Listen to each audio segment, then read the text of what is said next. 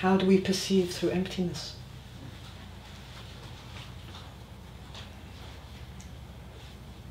Now we chose the coccyx. It's the base of the nervous system. It's a center bone, the whole basis of physical human manifestation. It's part of our body, which we often kind of leave out of our perception because it's so much bone, it's pure bone, raw matter. At least for me it was hard for some years to even make a feeling connection with the coccyx. Now, during this whole process of emptiness, I fell down the stairs and broke the coccyx, which makes it a lot easier to stay connected, because it's which is quite a service to bring the attention there.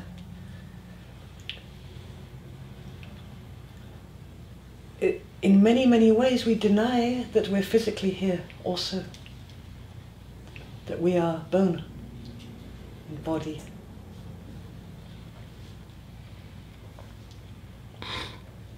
Our consciousness easily escapes it, goes up into these wonderful psychic realms.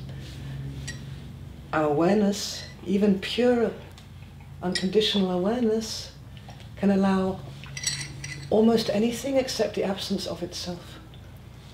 It's so unconditionally accepting, it misses its shadow, which is the very emptiness that allows it to expand, that allows it to retract or freeze, allows it to move. The coccyx is quite extreme in the sense that it's bone and empty space, bone and empty, bone and empty. There's not much blood and other stuff happening there, so when we really move our consciousness into the coccyx, we're in a way penetrating in the most intimate way to us. It's our body, it's our coccyx. We're penetrating the physical. Something which is us, our consciousness or our awareness or our existence, is taking responsibility for this raw matter, the physical matter at the base of our humanness. Which is why it can be quite hard to stay there, or even a little bit irritating. I don't know if any of you noticed at the first stage of the guided meditation, there was some irritation. Let's get out of this coccyx already. There is a lot of irritation there, so it's important to hang there, not to push, not to pull.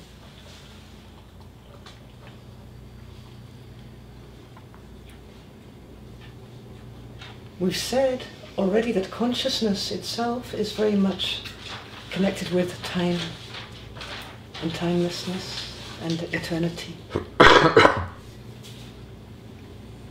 In the same way, awareness is very much connected with space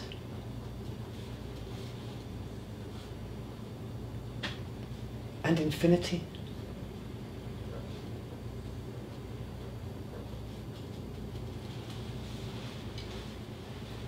Time and space together makes form.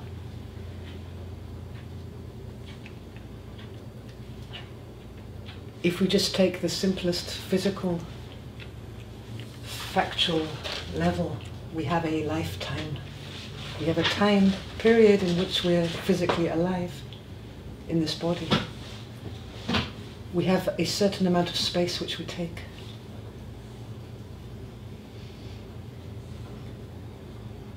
Neither the time nor the space is stable. We can change dimensions.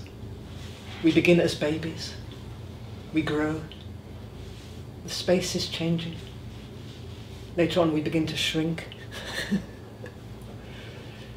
All the cells in the body, they're very contours, they're obeying certain rules, but they're changing constantly.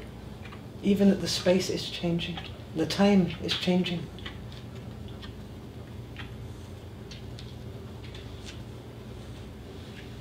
Together they make the idea of a person, the time and the space. And we keep ourselves limited, restricted, with this idea of our own time and our own space, as if the space we got and the time we got says who we are. But time can't exist without eternity in the background.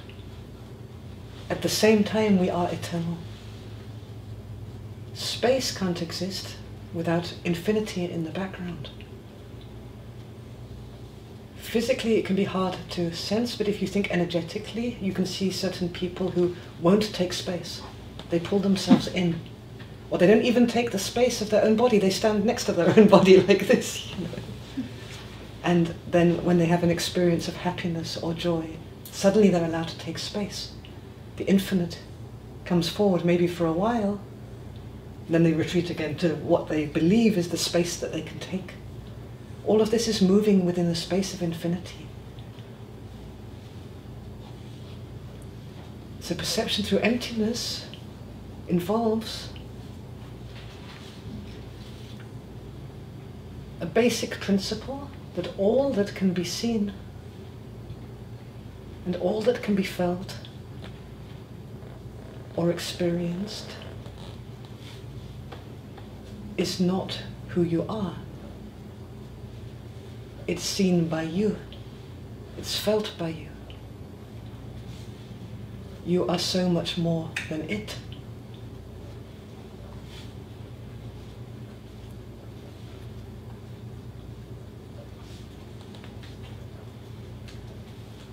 Nothing which is transient, which is passing in time, need bother us. Nothing that is passing in time, which is transient, need bother us. It doesn't need to bother us. Because we are the one that sees time passing.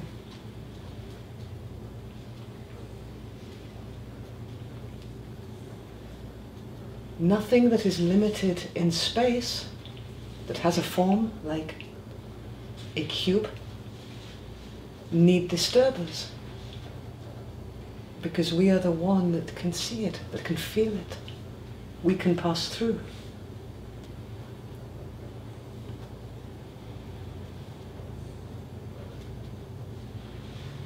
It's not real in the sense that it's going to pass, it's going to change.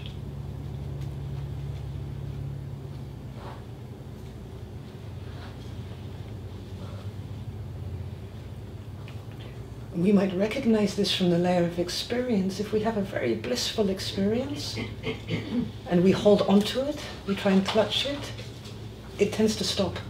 It tends to vanish, like I'm in bliss. If we really just let it go, let it be, it becomes more alive, it expands.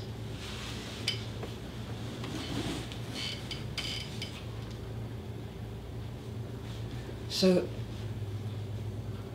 when we put the eyes and the ears and the sensations into the coccyx, and really perceive from there,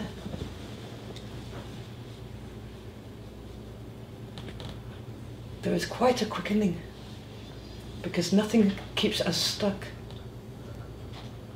And it becomes clear how much everything is perspective.